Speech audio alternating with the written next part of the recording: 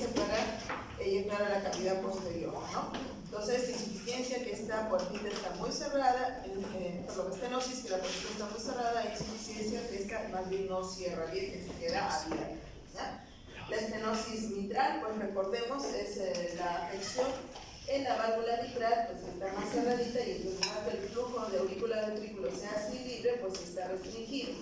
Esto va a pegar en la aurícula, como vemos acá en la figura, que va a estar remodelada, ¿no? Decíamos antes simplemente dilatada, pero el término correcto es remodelado, porque no es nada más un aumento de diámetro, es toda una serie de cambios que se dan en el endocardio, en las fibras musculares, que implican este cambio. Macroscópicamente, claro, vemos una aurícula aumentada de tamaño, pero hay muchos más cambios que simplemente un aumento de diámetro, ¿no? Entonces, la dificultad para el paso entre aurícula izquierda y aurícula izquierdo la ocasiona la estenosis mitral. Y esto va a ocasionar que mi aurícula se remodele, por lo tanto haya éxtasis sanguíneo y cambios en el endocardio que van a protrombosis, es la entidad valvular más cardioembólica, ¿no? La que más ACVs provoca, la que más remodela aurícula izquierda, ¿no? Y el problema prácticamente va de aurícula hacia atrás, ¿no? Recuerden que este gráfico en el que dividimos corazón izquierdo, corazón derecho es arbitrario, pero nos ayuda a explicar, ¿no? Obviamente no está así separado, ¿no? Y esta aurícula entonces tiene que aumentar mucho su presión para lograr pasar todo lo de flujo sanguíneo que pueda hacer el ventrículo, que casi no se afecta en nada, no crece, ¿no? Mientras esta presión aumentada se va a transmitir a la vena pulmonar y de ahí a los capilares, provocando congestión pulmonar. Entonces esos alveolos van a verse llenos de líquido, por lo cual el intercambio gaseoso se va a alterar. Y si la historia continúa, puedo yo encontrar el paciente en este momento, pero también puedo encontrarlo cuando ya ha generado el aumento de presión hacia la arteria pulmonar, generando hipertensión pulmonar. Es una de las causas de hipertensión pulmonar por valvulopatías isquémicas, ¿no? Generando falla derecha, con dilatación de cavidades derechas, ¿no? La insuficiencia tricuspidea secundaria a esta dilatación y el éxtasis venoso en venas, en sistema venoso periférico, ¿no? Entonces todo esto me generará una dilatación, un remodelado auricular, una arritmia, la más frecuente, fibrilación auricular, que el paciente la referirá como palpitaciones.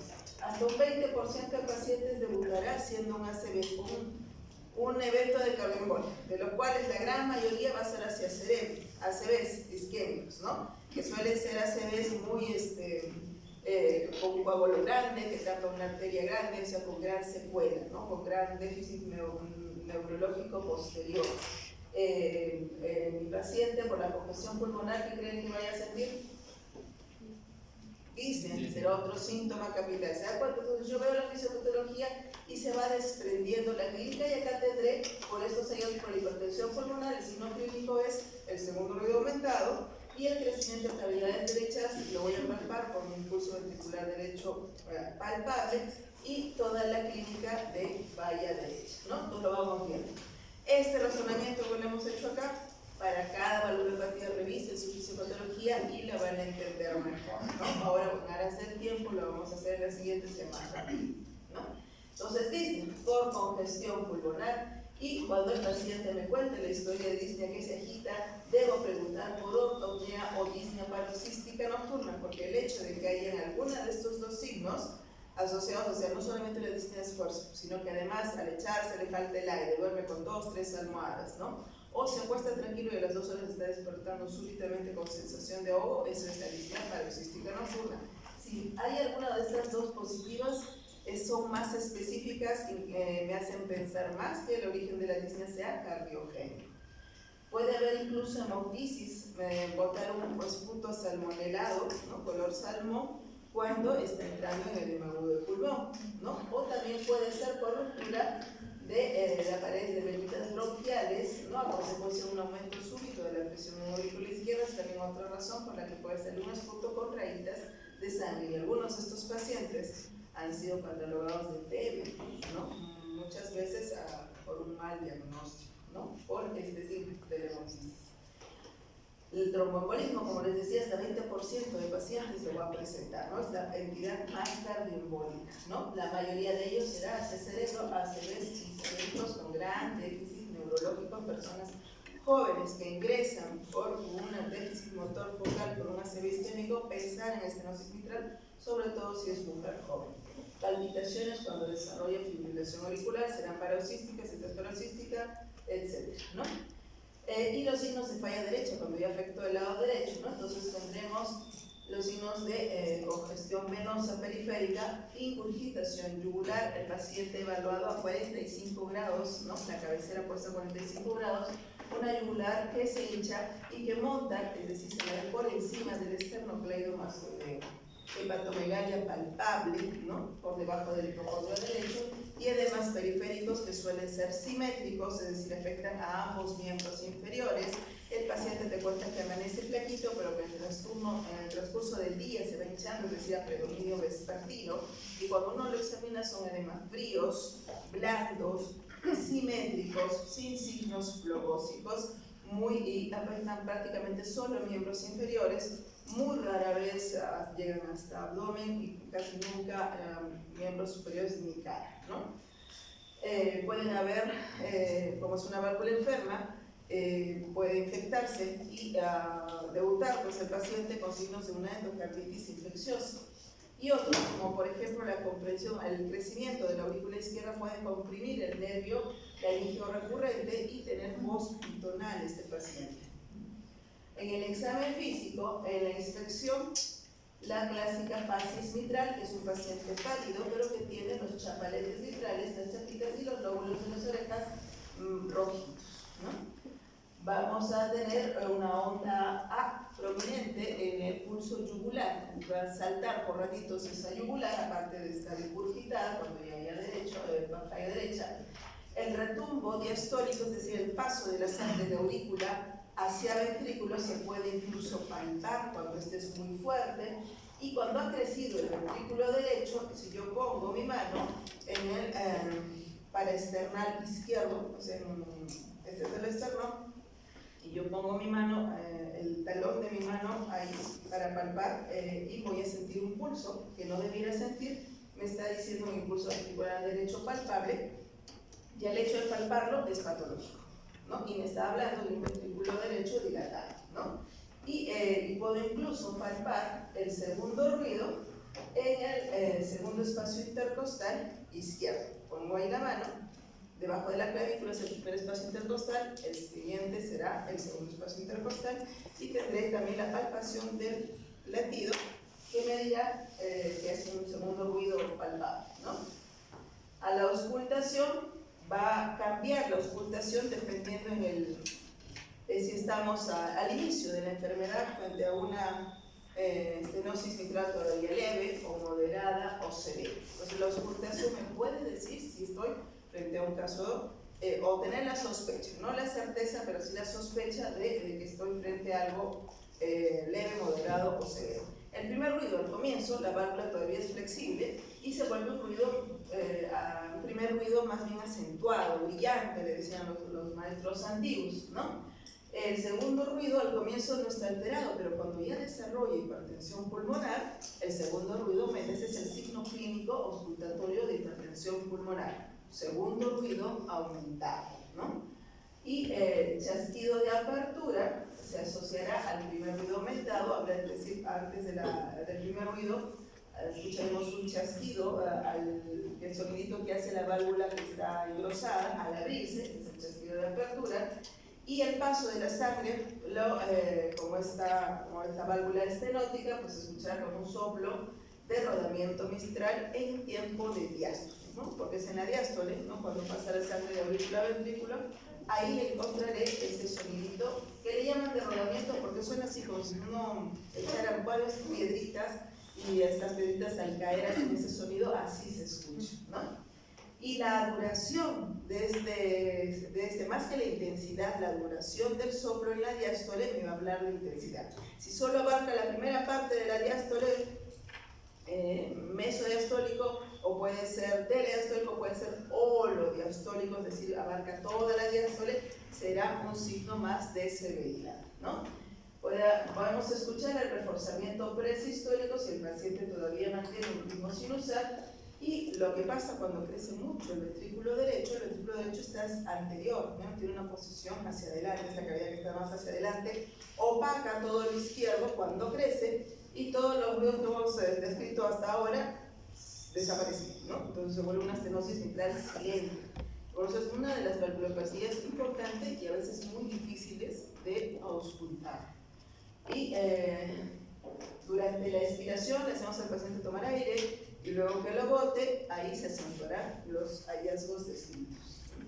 Entonces, para resumir, cuando está leve, moderada o severa, el primer ruido de lo que era brillante, aumentado, va disminuyendo cuando la válvula se va haciendo más rígida, más dura, y mientras que el segundo ruido, el componente pulmonar, al desarrollar hipertensión pulmonar, se va haciendo más fuerte, ¿no? Y fíjense el soplo de rodamiento, que al comienzo solo abarca la primera parte de la diástole, y luego la última parte se hace luego holodiastólico, hablándome de ese. Estos son los tres signos. El cambio de primero, segundo ruido y la duración del soplo diastólico rodamiento me hablarán de la severidad, ¿no? Esta onomatopeya que describió Durocies, ¿no? Para describir el mismo retumbo, que es este, ¿no? El segundo ruido aumentado y chasquido de apertura con las onomatopeyas tata, ¿no? Y ¿qué me decía? El reforzamiento presistólico. Entonces al final la onomatopeya te sale tata, ¿no? Tata, ¿no? Cuando el paciente está en sinusal, yo voy a escuchar así. Si tengo un muy buen oído entrenado, cuando he estudiado apreciación musical, estoy dotada de un buen oído, ¿no? La gran mayoría de mortales vamos a escuchar el rodamiento mitral. El primer ruido, el segundo ruido aumentado, eso sí es posiblemente auscultar bien, pero el chasquido de apertura, la verdad que para mí se me hace muy difícil distinguir, ¿no? Pierden el ritmo sinusal, pierden el reforzamiento presistólico también, y solo tendremos el segundo ruido aumentado y el rodamiento del soplo diastólico, ¿no? Entonces, esta onomatopeya de Durocies solo es el ritmo sinusal. El electrocardiograma, el examen, nos va a aportar pues, signos de crecimiento auricular izquierdo. Podemos encontrar ya un ritmo de fibrilación auricular si este ya está presente, y si ya hay crecimiento derecho, hipertrofia ventricular derecho, ya está hallazgo de bloqueo rama derecha, ¿no? Lo más frecuente es el crecimiento, porque es lo primero que se da, ¿no? Y si mantiene todavía ritmo sinusal, voy a tener onda P, ¿no? Y esta P va a ser alta en D2 y con un componente negativo importante en V1, hablándome de crecimiento auricular izquierdo, ¿no? Si pierde el ritmo sinusal, encontraré un ritmo irregularmente irregular y sin ondas P, estará en fibrilación auricular, ¿no? Y si creció ya el ventrículo derecho, encontraré resaltas en V1, V2, ¿no? Y hasta un bloqueo rama derecha. La radiografía o pito, recuerden que les dije, hay pacientes que se confunden con tuberculosis porque no es una radiografía que llame mucho la atención en la parte cardíaca, no es una silueta cardíaca crecida. Recuerden que les dije, el ventrículo izquierdo no crece, todo el cambio es del ventrículo izquierdo hacia atrás, ¿no? Entonces la silueta cardíaca no llama mucho la atención en una proyección posterior en el plano. Entonces todos miran pulmón y nadie mira plequita, que no se nota mucho, pero si uno observa bien, esta parte de acá que corresponde al botón pulmonar debiera ser cóncava y está más bien ocupada y ya está abombando. Esto es un signo radiológico de hipertensión pulmonar, ¿no? El clínico era el segundo ruido aumentado del auscultatorio y el radiológico es el corola pulmonar prominente, ¿no? Si ese paciente tiene congestión pulmonar, entonces en mis campos pulmonares no solo voy a ver la radiografía corazón, también tengo que examinar pulmones, y lo que voy a buscar en este paciente son signos de congestión pulmonar. El primer signo de congestión pulmonar, este paciente, por ejemplo, acá en esta placa no hay congestión pulmonar. Acá los cilios pulmonares van hacia el frente y hacia abajo. Y hacia arriba, fíjense, está limpiecito, ¿no? El primer signo de congestión es que haya además el flujo pulmonar esté cefalizado, esté yendo hacia arriba, incluso más prominente hacia arriba que hacia el frente, hacia abajo, que es lo normal. El segundo ruido, o sea, aumenta la congestión, Voy a encontrar ya también líneas Bedecker, que son unas líneas horizontales que voy a encontrar acá. Y si es más la congestión, si supera los 25 milímetros de mercurio, yo encontraré los infiltrados algodonosos que me hablarán de edema agudo del pulmón. Pero al tomar el perfil a este paciente, ahí es donde aparece evidente el crecimiento de aurículas, en la de perfil, ¿no? Y en la de perfil, fíjense acá se toma con esófago contrastado para darnos cuenta mejor de cómo lo desplaza. Este esófago, esta tirita blanca, que es el esófago contrastado, debería estar derechita, acá, donde marca, ¿no? Y está desplazado hacia atrás por el crecimiento auricular izquierdo, ¿no? Ahí es donde se ve bien el crecimiento de aurícula izquierda, y el de ventrículo derecho se ve acá hacia adelante, que ocupa más de la parte retroesternal.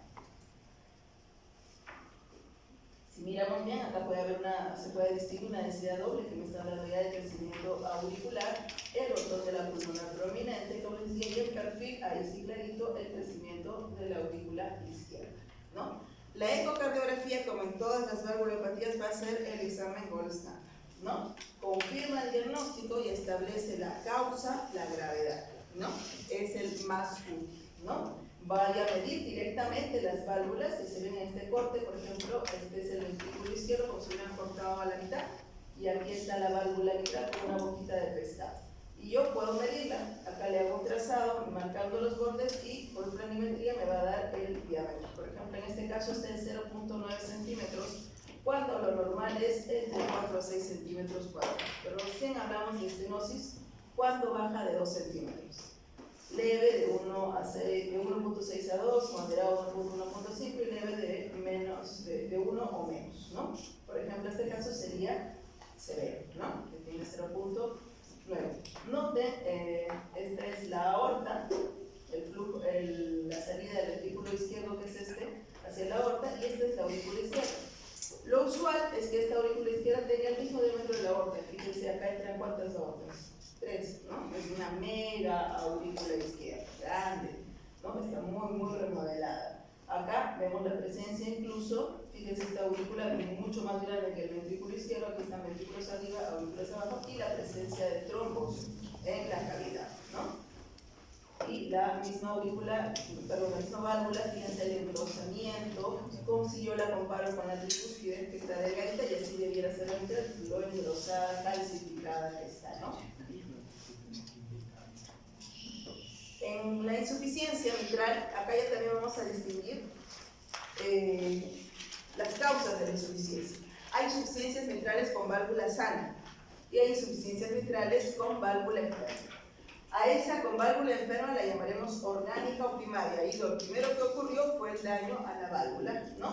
Y funcional o secundaria cuando es el ventrículo el que se dilata, cambia su geometría, hacerse aún más esférico, por lo tanto dilata el anillo valvular y deforma el aparato subvalvular. Recuerden que la válvula está adosada por músculos papilares hacia el ventrículo, anclada, digamos, al ventrículo mediante músculos papulares y cuerdas tendidas. Se altera esa geometría y, siendo una válvula sana, termina siendo insuficiente por este crecimiento de formación del ventrículo izquierdo. A eso se refiere cuando es funcional o secundaria, ¿no? Y la isquémica, que es consecuencia de un evento isquémico, de un síndrome coronario agudo, ¿no? Que puede dar daño directo a la válvula, por ejemplo, cuando el infarto abarca el músculo papilar y puede llegar a disfuncionar o incluso a romperse, ¿no? Provocando una insuficiencia mitral, que será con daño directo a la válvula, ¿no? A la parte del aparato subvalvular. Y también puede ser que un paciente que ha tenido infarto en el tiempo remodele ese ventrículo y haga una cardiopatía dilatada isquémica, y haya lo que hemos conversado, ¿no? Y se dé el caso de la insuficiencia mitral tipo funcional o sistémica. Entonces la isquémica como que me da de los dos tipos, ¿no? Por eso la ponen aparte, pero en realidad va de uno o del otro lado, ¿no? ¿Por qué es esto importante? Semiológicamente quizá no haya mucha diferencia, pero a la hora de hacer un abordaje médico o un abordaje terapéutico sí va a importar diferenciar una de la otra, no tienen el mismo tratamiento, ¿ya? Entonces, semiológicamente, como les digo, quizá no haya mayor diferencia, pero sí hay diferencia entre que fuera esta crónica a aguda, ¿no? En la crónica, pues no cierra la válvula, contrae el ventrículo y el flujo que debiera ir solo a aorta, pues buena parte regresa a la aurícula.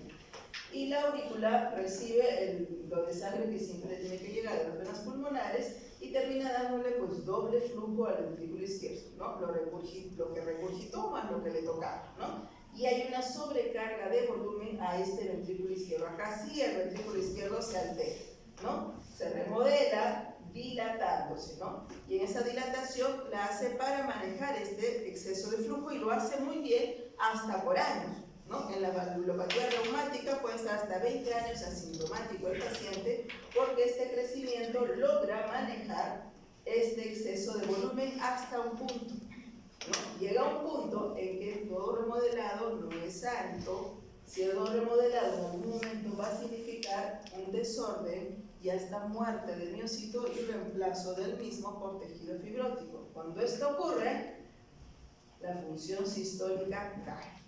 Y en este momento que la función sistólica cae y por lo tanto cae el gasto cardíaco, el paciente recién se vuelve sintomático. Entonces los síntomas los voy a encontrar ya cuando ha pasado mucho tiempo, porque yo tengo un ventrículo grande, remodelado, una aurícula grande también, ha generado aumento de presiones hacia vena pulmonar, por lo tanto también tendré congestión pulmonar, ¿no? Y el paciente recién referirá a los síntomas. Pero es posible que de casualidad este paciente llegue por otros motivos a mis manos. Y es posible que yo encuentre hallazgos clínicos que me digan que pues, es posible que esté frente a esta entidad en su estadio compensado. O sea, todavía el paciente no tiene síntomas, pero ya puedo encontrar hallazgos en el examen físico que vamos a pasar a detallar. Entonces, los síntomas aparecen después de un largo tiempo de descompensación del ventrículo izquierdo y puede cursar en forma subclínica toda esa fase que habíamos conversado en la fase compensada. Y cuando empiezan los síntomas, se deben al bajo gasto, el paciente se quejará de astenia crónica, fatiga, ¿no? O como manifestación más común, pero entenderán que es un síntoma bien vago, ¿no? Bien nada específico, se presenta en un montón de enfermedades, ¿no? Puede haber hemoptisis, puede haber embolismo sistémico, pero menos que en el caso de la estenosis mitral, que era la más cardiovascular, ¿no? A la inspección tendrá un pulso carotídeo agudo, el choque de punta, ojo, hay que palpar porque estará dinámico, intenso y desplazado hacia la izquierda. ¿Dónde debe estar un choque de punta? Un choque de punta debe estar máximo en el quinto espacio intercostal y por dentro de la línea medio clavicular. Si se desplaza por fuera de la línea medio clavicular o por debajo del quinto espacio intercostal, es un impulso ventricular izquierdo o un choque de punta desplazado. Y además de desplazado, será más fuerte la intensidad a la hora de palpar, ¿no? Si uno se palpa a sí mismo su choque de punta, va a ser a las justas como un pulso muy suavecito, ¿no? En cambio, en estos pacientes se siente fuerte, ¿no? Y a la auscultación, el primer ruido estará disminuido, es común el desoplamiento amplio del segundo ruido y cuando desarrolla hipertensión pulmonar, que se demora más que en el caso anterior, este estará aumentado. Todo ventrículo izquierdo dilatado por esa sobrecarga de volumen que recibe el ventrículo generará la aparición del tercer ruido, ¿no? El característico de un ventrículo dilatado. Y el soplo es el signo más relevante, este más bien es el soplo más fácil de sentir, ¿no? Este todos lo sentimos sin mayor problema. Y es un soplo que es holosistólico de alta frecuencia, es el soplo que escucharían en interno, ¿no? Y es irradiado hacia apex, es decir, hacia la punta y hacia la axila, ¿no? Esa es la característica de los soplos vitrales hacia la axila. O sea, voy yo caminando hacia la axila y lo sigo escuchando, lo escucho incluso mejor, ¿no? Y se reduce cuando hace alguna maniobra de Valsalva, o sea, luego tomar aire y aguantarlo, ahí reducirá la intensidad del soplo, ¿no? Mientras que los soplos del lado derecho, como vamos a ver después, más bien aumentan cuando hacen maniobras de Valsalva. En el electrocardiograma, la dilatación de cavidades izquierdas será lo que pueda notar si es que se fibriló el paciente con la fibrilación auricular. Y además, cosa que no vi en el caso anterior, hipertrofia del ventrículo izquierdo que podrá encontrar el electrocardiograma. Entonces, de nuevo, crecimiento de la aurícula izquierda, P ancha, dominantemente negativa, la PMV1, y como como signos de crecimiento ventricular izquierdo, ondas R altas en D1, en ABL, S profundas en V1, V2 y R altas de 5, V6, ¿no? La radiografía, y sí llama la atención, son los llamados hard pulse, corredones de Weyl, ¿no? Porque son tremenda aquí, ¿no? Se toman la placa a veces en la fase asintomática por otra cosa y se encuentran con esta tremenda silueta cardíaca y llama la atención, ¿no? Y acá sí, fíjense, en esta placa sí hay signos de congestión, ya hay flujo cefalizado hacia arriba de esos pacientes. Acá ya hay edema del pulmón, las alas de mariposa y la silueta de nuevo grande, ¿no? Noten que la silueta grande me dice que es del ventrículo izquierdo, esta parte de acá, perforación, como chorreadito acá la parte. Mientras cuando es el ventrículo derecho, esta parte se sale más hacia arriba, más centímetro, la silueta, ¿no? Entonces podemos encontrar la gran cardiomegalia, ¿no? Un dato común, y el edema intersticial, las líneas B de Carley, los signos de congestión pulmonar que habíamos conversado antes, ¿no? De nuevo, la ecocardiografía confirma el diagnóstico, establece la gravedad y me va a dar los datos para ver si esta es orgánica o es funcional, ¿no? Si es orgánica, encontraré una válvula pues, anormal, engrosada, porque a veces la valvulopatía reumática, como puede pegotear las valvas y llevarte a estenosis, puede retraerla y llevarte a la insuficiencia, ¿no? Y más bien encontrar una válvula delgadita, no engrosada, cuando hay signos de que tuvo un infarto antes, de otro tipo de cardiomegalia, cuando sea de tipo funcional, ¿no? Entonces voy a medir el diámetro, voy a comprobar que este ventrículo y este aurícula están dilatados, ¿no? Y puedo determinar la causa, ¿no? Puedo calcular la disfunción sistólica, además, dato importante para saber en cuál es el momento de cambiar esa válvula, la función sistólica de estos pacientes. En el ecocardiograma, la válvula mitral es desde el ventrículo izquierdo, la aurícula izquierda. Y cuando se da la sístole, pues debe ir todo hacia la aorta, y acá vemos este flujo que regresa hacia la aurícula, esa es la ingurgitación mitral, la regurgitación mitral, ¿no?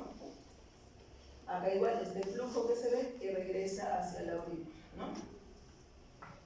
Pero cuando el caso es agudo, a diferencia del otro lado que le dio tiempo a ese ventrículo a responder a través de mucho tiempo, acá no da tiempo, ¿no? Se rompe esa cuerda tendínea por el infarto del músculo particular, o la endocarditis ataca y rompe también la válvula, de un momento a otro se ve esa válvula insuficiente y esa sobrecarga de volumen que habíamos conversado es en forma brusca, ¿no? Y no le da tiempo pues, al ventrículo a dilatarse poco a poco para manejar esta sobrecarga de volumen. La consecuencia es pues una gran congestión pulmonar que lleva al edema agudo del pulmón. Entonces estos pacientes entra, el síntoma principal es la disnea, que pronto progresa a ortopnea, pronto hacen este cuadro de el esputo salmonelado por el edema agudo del pulmón, y hay signos de hipoperfusión porque hay una claudicación del ventrículo izquierdo que no tolera esta sobrecarga de volumen. Entonces estará taquicárdico, por lo tanto la frecuencia del pulso estará aumentado, se encontrará taquipneico,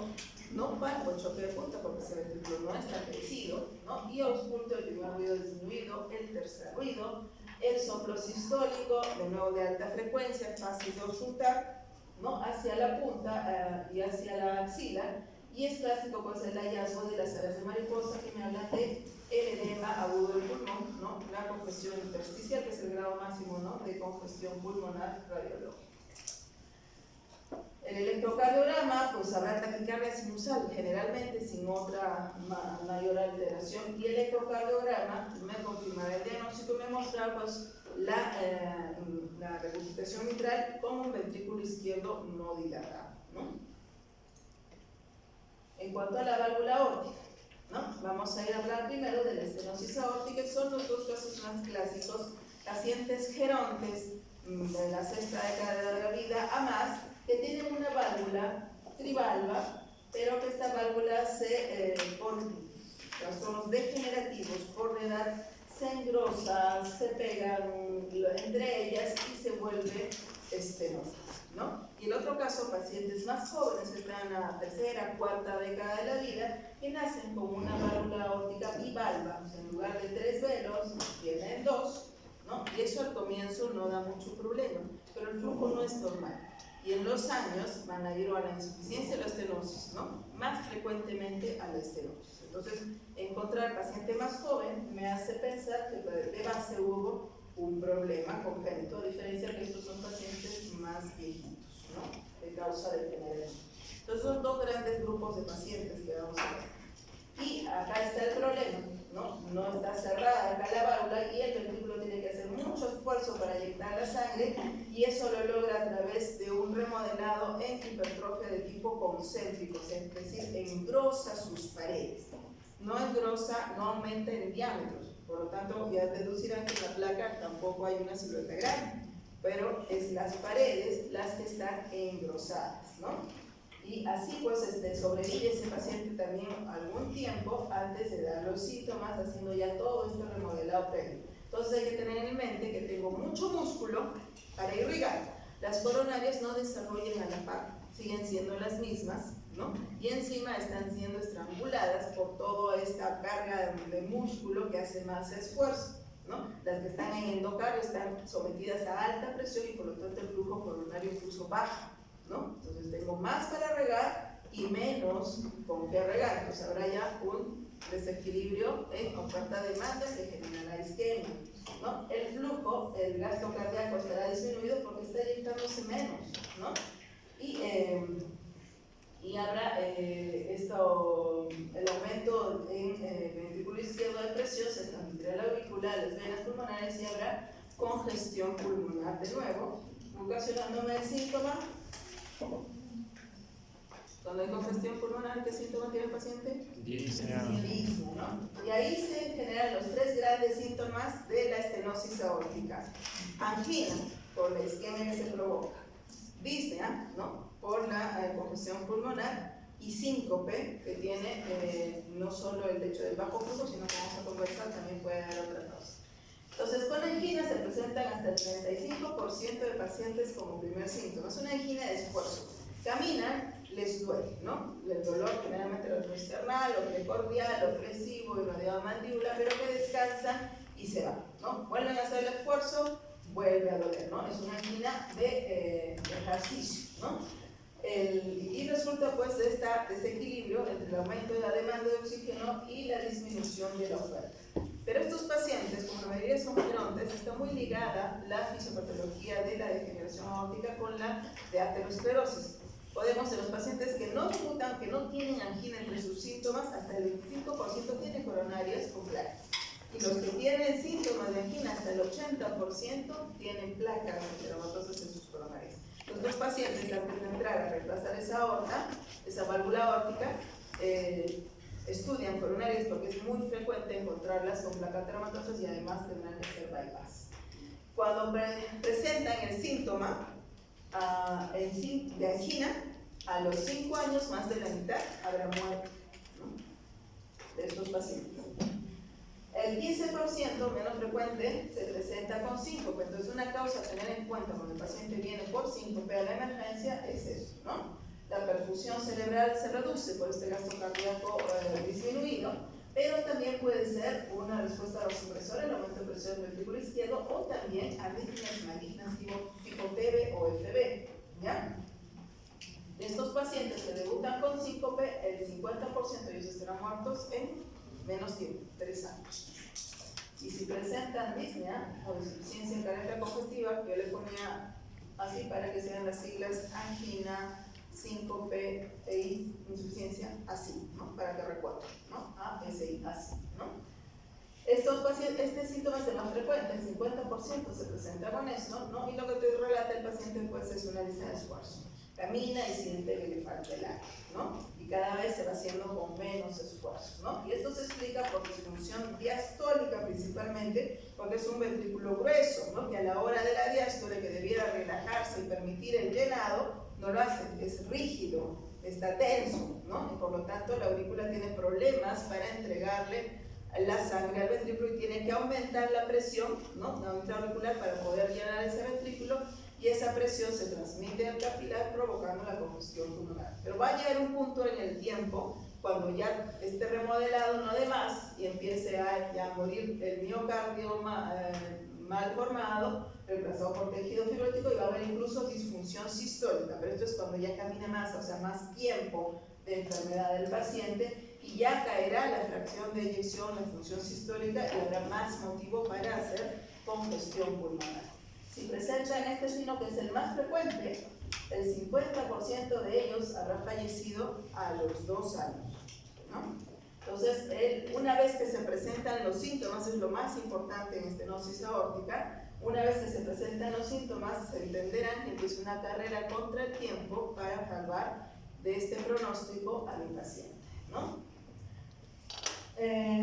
Puede haber fibrilación auricular, y cuando esto ocurre, recuerden que es una aurícula que tiene que trabajar mucho para pasar el flujo de sangre al ventrículo, ¿no? Y si pierde la contracción por la fibrilación auricular, casi el 20% de su gasto cardíaco era gracias a la contracción auricular, el paciente va a tener una caída en el gasto cardíaco brusca que lo va a desestabilizar, ¿no? La calcificación de esta válvula aórtica puede alcanzar hasta el nodo AB y puede provocar problemas de conducción, de bloqueo auriculoventricular.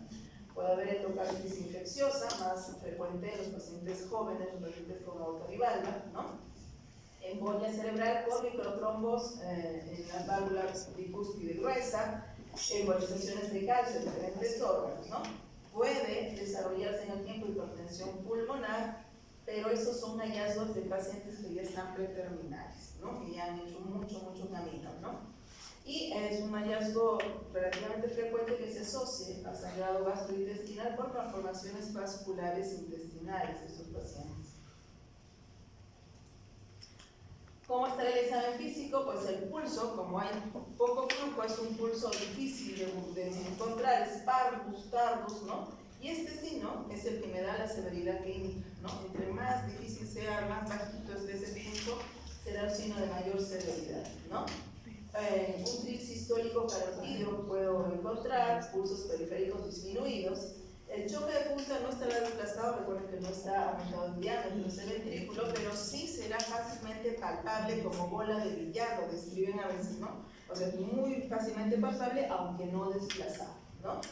Puedo encontrar un cuarto ruido palpable, y si hay falla derecha, aunque es raro, ya como digo, cuando ya desarrolla signos derechos, es un paciente predeterminado.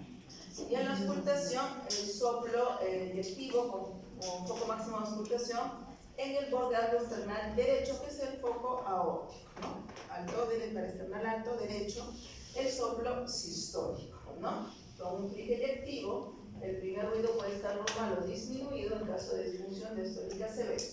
El segundo ruido en el componente aórtico, disminuido, y el componente estará desregulado en forma paradójica, ¿no? Tercer ruido puede haber cuando ya hemos desarrollado disfunción sistólica, al comienzo no, y el cuarto ruido aquí sí es más frecuente y me sugiere también su ruidoso que sugiere severidad junto con el pulso parvus tardus. Por el fenómeno de Banabathi, a veces puedo auscultar este soplo en el látex y hacerme confundir con fenómeno mitral, de una insuficiencia mitral, pero lo característico que tienen los fenómenos aórticos es que irradian el cuello, ¿no? Entonces yo lo ausculto acá, pero si lo ausculto además en cuello, ya eso no es mitral, ¿no? Ya eso es aórtico, ¿no? De esta forma se escucha como un rombo, ¿no? El sonido del soplo eyectivo sistólico, ¿no? Soplo sistólico de eyección aórtica, ¿no? El electrocardiograma me mostrará hasta el 80% crecimiento auricular izquierdo y bastante probable que me muestre crecimiento ventricular izquierdo, porque el electrocardiograma no diferencia crecimiento excéntrico de crecimiento concéntrico, ¿no? El electrocardiograma no discrimina, ¿no? En este caso es un crecimiento de tipo concéntrico, paredes gruesas, y lo muestra igual, ¿no?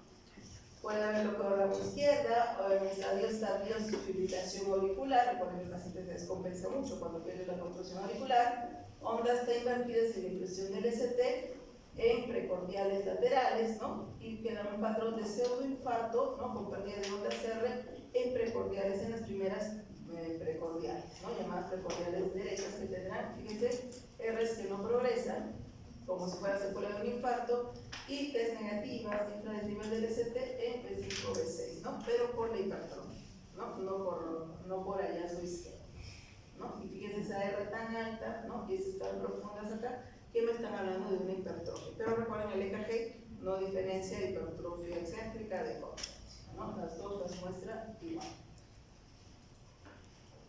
De nuevo, la radiografía, la silueta no llamará la atención, pero sí puedo ver calcificación en el anillo aórtico, ¿no?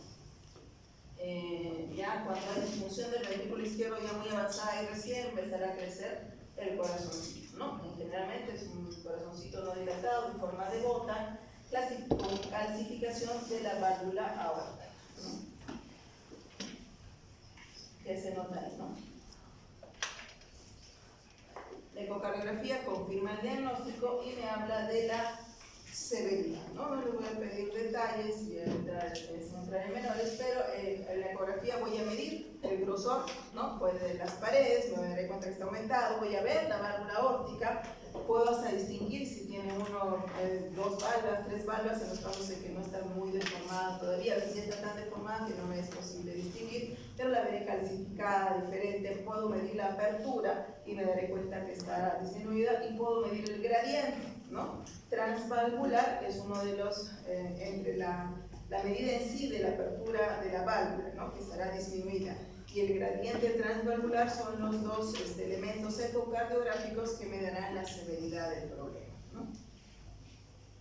Pero no les voy a pedir que se aprendan por los gradientes, ¿no? Pero para que sepan, ¿no? El gradiente transvalvular medio, menor de 20 será leve, de 20 y 40 moderado, y más de 40 será severo, ¿no? Entonces, tener un paciente con síntomas y el hallazgo de severidad con ecocardiografía, igual cambio valvular, ¿no? Me guiará mi tratamiento, ¿no? Sirve la semiología porque es generalmente en problemas valvulares la decisión terapéutica se apoya en la aparición, ¿no? De síntomas del paciente, ¿no? Te ponen paciente sintomático o asintomático, ¿no? En las guías pero en las guías ya no te dicen pues cuáles son los síntomas, eso lo aprendes ahora, ¿no? En semiología. Entonces estas válvulas muy calcificadas van a dar estas gradientes grandes de presión transvalvular, ¿no? Cateterismo, porque les decía, ¿no? Está muy relacionado con enfermedad aterosclerótica coronaria, así que se hace necesario hacer un cateterismo previo a nuestros pacientes si es que vamos a ir ya al reemplazo valvular, ¿no? Este es el pronóstico de los pacientes una vez que inician los síntomas, ¿no? Una vez que inician los síntomas de disnea, a los 2 años más del 50% habrá muerto, si es con síncope a los 3 años, si es con angina a los 5 años. Pero si yo cambio la válvula aquí, fíjense, el pronóstico vuelve a ser como el de una persona que no hubiera tenido valvulopatía. Es una de las que tiene mejor resultados por cirugía, ¿ya? Y fáciles de distinguir por los síntomas. De nuevo, recuerden, no todo lo hace el ecocardiograma. Hay la falsa impresión de que todo lo hace el ecocardiograma, ¿no? Que para qué me mato ocultando tal cosa si ya el ecocardiograma dice todo. No lo dice todo. Y de hecho, de las guías, cuando estudiemos medicina, los que vayan a pasar al siguiente ciclo, se van a guiar en la presencia de síntomas y los hallazgos ecocardiográficos. Son las dos cosas las que nos dicen que actuar. Cuando ya cambio, cuando todavía espero, cuando tengo que hacer nada más tratamiento médico, es las dos cosas. Entonces los síntomas sí los tengo que saber, sí los tengo que distinguir, ¿no? La insuficiencia, ya también aquí está, no cierra la válvula, entonces un buen poco regresa, ¿no? En la diástole regresa flujo y de nuevo sobrecarga de volumen al ventrículo izquierdo. Y como hay sobrecarga de volumen, el ventrículo, ¿qué pasará? Se dilata, se remodela excéntricamente, ¿no? Acá, muy parecido a la insuficiencia mitral. La insuficiencia de las dos válvulas izquierdas me dará un gran remodelado, una gran dilatación de ventrículo izquierdo para manejar ese exceso de volumen, ¿no? Y además, el otro fenómeno es que todo ese exceso, extra volumen, será eyectado, ¿no? Será eyectado representado en esta flecha gordita, porque será una gran carga de ola de volumen que eyecta el ventrículo, y eso explicará mucho de los síntomas, esta gran ola de dará una onda de pulso muy fuerte que será cortada bruscamente por la regurgitación. Una onda de pulso que aumenta mucho y que cae como con un hachazo, ¿no? Bruscamente. Y eso me va a explicar mucha de la sintomatología, ¿no? Se desarrollan entre la cuarta y quinta década de la vida, luego una considerable cardiomegalia, ¿no? De nuevo, hay una fase compensada sintomática que el paciente tolera esta sobrecarga de volumen con la dilatación del ventrículo izquierdo. Pero luego ya empieza a aparecer disnea, ortoapnea, disnea paroxística nocturna. El síncope es más raro y es un paciente que es consciente de su latido, ¿no? Te dice que al echarse, generalmente del lado izquierdo, siente su latido, ¿no? Y eso es por esta onda de pulso prominente, por este gran volumen. Por esa onda de pulso prominente cortada bruscamente, tienen el signo de Muset, ¿no? Que es el signo saltatorio. Mueve la cabecita y uno les toma el pulso y el ritmo del pulso es que tiene este movimiento de la cabeza por esa onda de pulso fuerte. El pulso no lo encuentran ustedes, el pulso los encuentra ustedes porque es tan fuerte que apenas está acercándose a mi mano, ya es un pulso el más fácil de encontrar a nadie se escapa, ¿no? El signo Müller, por ejemplo, es veo la úvula y la úvula está bailando al ritmo del pulso también. Yo pongo una luz debajo en el pulpejo del dedo, ilumino el lecho unguial. Si ustedes hacen eso, van a ver rojito nada más, pero en otros pacientes es como si se prendiera, se apagara, se prendiera, se apagara, hace ese juego, ¿no? De nuevo por la onda del pulso. El signo de Hill, que es la diferencia entre presión en miembro superior y en miembro inferior, ¿no? ¿Cuánto debe ser? Cuando es más de 60 ese diferencial también es un signo de severidad. Realmente las extremidades inferiores tienen más presión. El ventrículo izquierdo tendrá un choque de punta pues desplazado, hiperdinámico, ¿no? Fuera de la línea neoclavícula por debajo del quinto espacio intercostal. No, el quinto espacio. Y te voy a auscultar un primer ruido suave, el componente aórtico estará suave porque no está cerrando esa válvula. El componente pulmonar estará opacado por la presencia del soplo diastólico. Tercer ruido, porque hay disfunción sistólica del ventrículo izquierdo.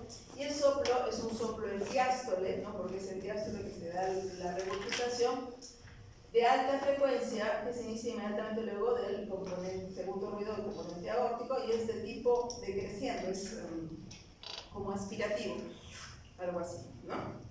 Decreciendo, es decir, cada vez menos, ¿no? Y la severidad se correlaciona de nuevo, como el otro soplo diastólico, con la duración del soplo en la diástole. Entonces, cuando yo describo un soplo diastólico, no les daré la puntuación del 1 al 6 como hacen los sistólicos, sino más importante será que yo describa si es mesodiastólico u holodiastólico, es decir, el tiempo de duración del soplo diastólico. Esa es una descripción más importante.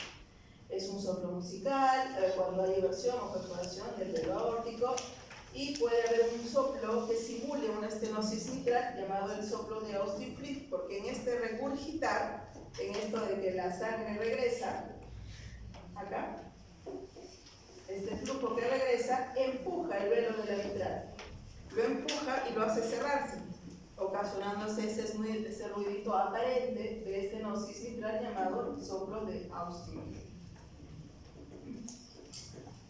El electrocardiograma me mostrará un eje a la izquierda, patrón de hipertrofia ventricular izquierda, y puede haber de nuevo esta o depresión del ST, ¿no? O la onda T puede ser alta o invertida como en el caso anterior, ¿no? Recuerden que el electrocardiograma no distingue crecimiento concéntrico excéntrico y de nuevo nos muestra, ¿no? S es profunda, S en V1-2, R alta, S en V5, V6, ¿no? La radiología de nuevo será pues, la cardiomegalia, la silueta grande del corazón, ¿no? Que llama la atención. Calcificación del anillo aórtico y que puede involucrar incluso el arco aórtico entero. Y de nuevo la ecocardiografía confirmará el diagnóstico, me establecerá la gravedad y me ayudará a identificar la causa, si fue degenerativa, por la válvula bivalva, y útil para tomar las dimensiones, los volúmenes, determinar la función sistólica, que es un parámetro importante, o sea, no solo decir hay insuficiencia, sino lo otro importante que tiene que informarnos el ecocardiograma es el estado de la función sistólica de este paciente, porque será uno de los parámetros que me dirá si estoy en tiempo de cambiar esa válvula o no, ¿ya? Es así como se ve la insuficiencia mitral en el ecocardiograma, ¿no? El flujo que regresa, el del que regresa. Y la historia natural dice que el 75% sobrevivió a los 5 años, a los 10 años ya solo el 50%, pero una vez que el paciente se vuelve sintomático, se deteriora rápidamente. O sea, la aparición de síntomas en los valvulópatas me habla ya de que ha recorrido un camino grande y que el deterioro viene luego en forma rápida. Por eso es un patrón, es un parámetro que te va a ayudar a tomar decisiones terapéuticas, ¿no? Y si esto es agudo, pues la manifestación será súbita, será de un colapso vascular porque el ventrículo no se preparó para esta sobrecarga de volumen. Y la cantidad que regurgita hace que el gasto cardíaco caiga, por eso es que hay colapso cardiovascular con debilidad, disnea severa, hipotensión, secundaria a la reducción del volumen latido y a la elevación de la presión en la aurícula izquierda. Acá el paciente luce gravemente enfermo, taquicárdico, pálido, con severa vasoconstricción, a veces cianótico, y a lo vamos a auscultar el primer ruido suave, el segundo ruido aumentado y el tercer y el cuarto ruido están presentes frecuentemente, ¿no? Pero no va a haber choque de punta palpable, en la silueta vamos a ver la composición pulmonar, pero no vamos a ver una silueta grande, ¿no? Yo creo que pasamos a las válvulas derechas para... Las válvulas derechas es rapidito, no es mucho, pero lo vamos a poner en la clase de mañana, ¿ya? Es el tema más